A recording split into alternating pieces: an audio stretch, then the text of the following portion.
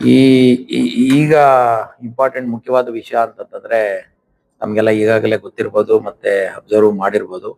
So fever cases ಸ್ವಲ್ಪ ಜಾಸ್ತಿ ಆಗ್ತಾ ಇದೆ, ರೈಸ್ ಆಗ್ತಾ ಇದೆ. ಕೋಲಾರ ಇದರಲ್ಲೆಲ್ಲ ಇಡೀ ರಾಜ್ಯದಲ್ಲಿ.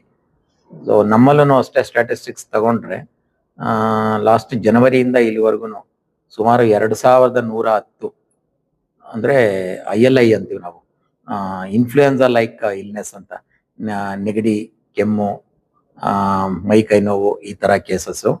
ಮತ್ತೆ ಒಂದು 56 ಕೇಸಸ್ಸು ಸಾರಿಯಾ ಅಂತ ಹೇಳ್ತೀವಿ. ಸಾರಿಯಾ ಅಂತಂದ್ರೆ ಸಿವಿಯರ್ ಅಕ್ಯೂಟ್ ರೆಸ್ಪಿರೇಟರಿ ಇನ್ಫೆಕ್ಷನ್ ಅಥವಾ ಇಲ್ನೆಸ್ ಅಂತ. ಅಂದ್ರೆ ಸ್ವಲ್ಪ ಜಾಸ್ತಿ ಬ್ರೆತ್ಲೆಸ್ನೆಸ್ ಆಗೋದು, ಸೇಮ್ ಅದೇ ಜ್ವರ, ತಲೆನೋವು, ಮೈ ಕೈ ನೋವು, ನೆಗಡಿ, ಈ ತರ ಬರೋದು. ಇದು ಮಾಮೂಲಿ ಫ್ಲೂ, ನಮ್ಗೇನು ಆಕ್ಚುಲಿ ಯಾವಾಗ್ಲೂ ರೆಗ್ಯುಲರ್ ಆಗಿ ನೋಡ್ತಿರೋ ಆ ತರ. ಸೊ ಇದರಲ್ಲಿ ನಮ್ಮ ಇವನ್ ಆರೋಗ್ಯ ಸಚಿವರು ಆ ನಮ್ಮ ಇದ್ರ ಬಗ್ಗೆ ಒಂದ್ ಸ್ವಲ್ಪ ರಾಜ್ಯಾದ್ಯಂತ ಎಲ್ಲಾ DHOಗಳು ಮತ್ತೆ ಎಲ್ಲರ ಜೊತೆನೂ ಸ್ವಲ್ಪ ಸಭೆನೂ ಕರೆದಿದ್ರು. ಸೊ ಇದರಲ್ಲಿ ಮುಖ್ಯವಾಗಿ ಏನಂತಂದ್ರೆ ನಮ್ಮಲ್ಲಿ 56 ಸಾರಿ ಕೇಸ್ಗಳಲ್ಲಿ ಇನ್ಫ್ಲೂಯೆನ್ಸಾ ಚೆಕ್ ಮಾಡಿದ್ರೆ H1N1 ಅಂತ ಕರಿತೀವಲ್ಲ ನಾವು, ಅದನ್ನ ಚೆಕ್ ಮಾಡಿದಾಗ ಸುಮಾರು 15 ಕೇಸಸ್ ಪಾಸಿಟಿವ್ ಬಂದಿದೆ. ಸೊ ಪಾಸಿಟಿವ್ ಬಂದವ್ರದೆಲ್ಲಾನು ನಾವು ಪ್ರತಿಯೊಂದು ಕೇಸ್ನೂ ಅಬ್ಸರ್ವ್ ಮಾಡಿ ಮತ್ತೆ ಫಾಲೋ ಅಪ್ ಮಾಡಿದಾಗ ಯಾರು ಏನಿಲ್ಲ, ಏನ್ ತೊಂದರೆ ಇಲ್ಲ, ಆರಾಮಾಗಿದ್ದಾರೆ, ಡಿಸ್ಚಾರ್ಜ್ ಆಗಿ ಅಡ್ಮಿಷನ್ ಆಗಿ ಡಿಸ್ಚಾರ್ಜ್ ಆಗಿ ಹೋಗಿದ್ದಾರೆ. ಸೊ ನಮ್ಮಲ್ಲಿ ಏನು ಮಿಸ್ ಹ್ಯಾಪ್ನಿಂಗ್ಸ್ ಬೇಡ ಇವೇನು ಇಲ್ಲ, ಆಕ್ಚುಲಿ ಡೆತ್ಸ್ ಏನೋ ರಿಪೋರ್ಟ್ ಆಗ್ಲಿಲ್ಲ ಒಂದು.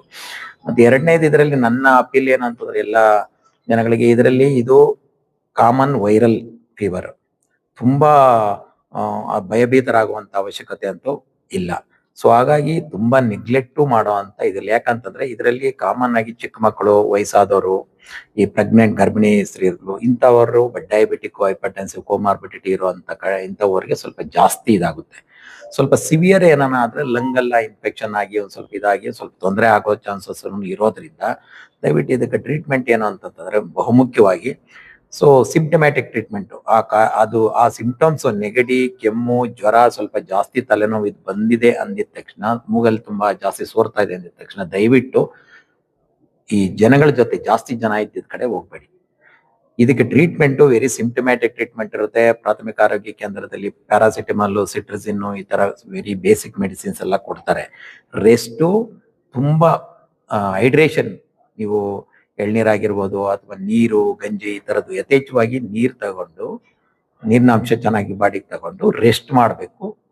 ಅದು ಟ್ರೀಟ್ಮೆಂಟ್. ಏನೋ ಸೀರಿಯಸ್ ಇಲ್ಲ ಅಂದ್ರೆ, ಸ್ವಲ್ಪ ಏನಾದ್ರು ಬ್ರೆತ್ಲೆಸ್ನೆಸ್ ಆ ತರ ಏನಾದ್ರು ಬರ್ತಾ ಇದೆ ಅಂದಿದ ತಕ್ಷಣ ದಯವಿಟ್ಟು ಇಮಿಡಿಯೇಟ್ ಆಗಿ, ಎಸ್ಪೆಷಲಿ ನಾನು ಹೇಳಿದ್ದು ರಿಸ್ಕ್ ಗ್ರೂಪ್ಸ್ ಏನಿದೆಯೋ, ಪಿಡಿಯಾಟ್ರಿಕ್, ಓಲ್ಡ್ ಅದನ್ನ ಹಾಸ್ಪಿಟಲ್ಗಂತೂ ಡೆಫಿನೆಟ್ ಆಗಿ ಸೇರಿಸ್ಬೇಕು. ಒಂದು ಇದು ನೆಗ್ಲೆಕ್ಟ್ ಅಂತನೂ ಸೀರಿಯಸ್ ಆದಾಗ ಇದು ಮಾಡ್ಲೇಬಾರ್ದು.